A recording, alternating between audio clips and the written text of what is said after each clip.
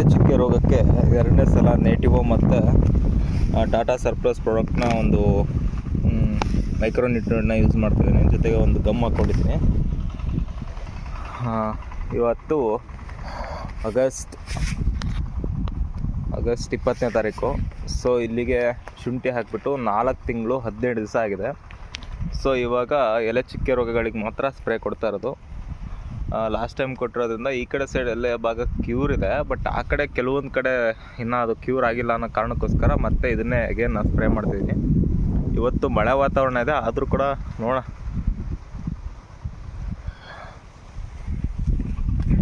ಇದನ್ನ ಏನಕ್ಕಪ್ಪ ಹೊಡಿಬೇಕು ಅಂತಂದರೆ, ಫಂಗಿಸೈಡು ನೇಟಿವೋನ ಏನಕ್ಕೆ ಚೂಸ್ ಮಾಡ್ತಿದ್ದೀನಿ ಅಂದರೆ, ಇದರಲ್ಲಿ ಟಿಬ್ಕೋ ನಜಲ್ 50% ಇದೆ, ಆಮೇಲೆ ಟ್ರಿಫ್ಲಾಕ್ಸಿಸ್ಟ್ರೋಬಿನ್ 25% ಇದೆ.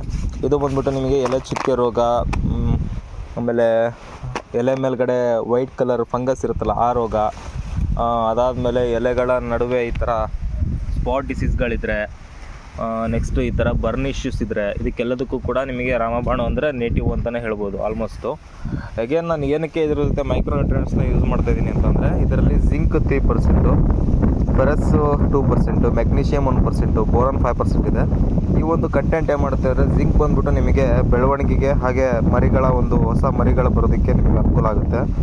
ಐರನ್ ಬಂದ್ಬಿಟ್ಟು ನಿಮ್ಮ ಎಲೆಗಳು ಈ ಥರ ಏನಾದ್ರು ಕೆಲವೊಂದು ಎಲೆಗಳು ಹಳದಿ ಕಲರಲ್ಲಿದ್ದರೆ, ಆ ಒಂದು ಹಳದಿ ಕಲರ್ನ ಅದು ಈ ಥರ ಹಳದಿ ಇರತಕ್ಕಂತಹ ಎಲೆಗಳನ್ನು ಅದು ಪರಿಪೂರ್ಣವಾಗಿ ಹಸುರಾಗೋದಕ್ಕೆ ನೋಡ್ಕೊಳುತ್ತೆ ಈ ಥರ ಕಂಪ್ಲೀಟಾಗಿ. ಮೆಗ್ನೀಷಿಯಮ್ಮು, ಬೋರಾನು ಇವೆಲ್ಲ ನಿಮಗೆ, ಬೋರಾನ್ ಬಂದ್ಬಿಟ್ಟು ಬೇರ್ಗಳು ಚೆನ್ನಾಗುತ್ತೆ, ರೋಗ ನಿರೋಧಕ ಶಕ್ತಿ ಹೆಚ್ಚುತ್ತೆ. ಸೊ ನನಗೇನು ತಿಳಿದಿದೆ ಅದ್ರ ಬಗ್ಗೆ ನಿಮಗೆ ಹೇಳ್ತಾ ಇದ್ದೀನಿ.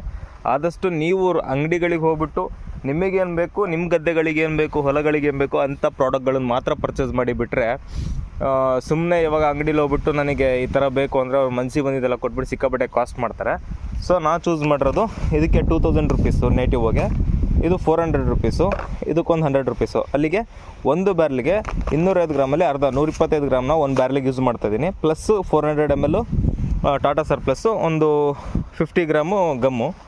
ಸೊ ಇದೇ ಥರ 2 ಬ್ಯಾರ್ಲು ಮಾಡ್ಕೊಂಬಿಟ್ಟು 400 ಲೀಟ್ರಿಗೆ ನಾನು 1 ಎಕರೆ ಕಂಪ್ಲೀಟ್ ಸಿಂಪಡಣೆ ಮಾಡಬೇಕು. ಇವಾಗ ಈ ಒಂದು 125 ಗ್ರಾಮ್ನ 200 ಲೀಟ್ರಿಗೆ ಪ್ಲಸ್ 400 ml ಇದಕ್ಕೆ ಹಾಕ್ಕೊಂಬಿಟ್ಟು ಗಮ್ ಹಾಕ್ಕೊತೀನಿ. ಇನ್ನೂ ಒಂದು ಬ್ಯಾರ್ಲಿಗೆ ಅಲ್ಲಿದೆ, ಅದನ್ನು ಆಮೇಲೆ ನಿಮಗೆ ಹೇಳ್ತೀನಿ ನಾನು. Okay friends, thanks.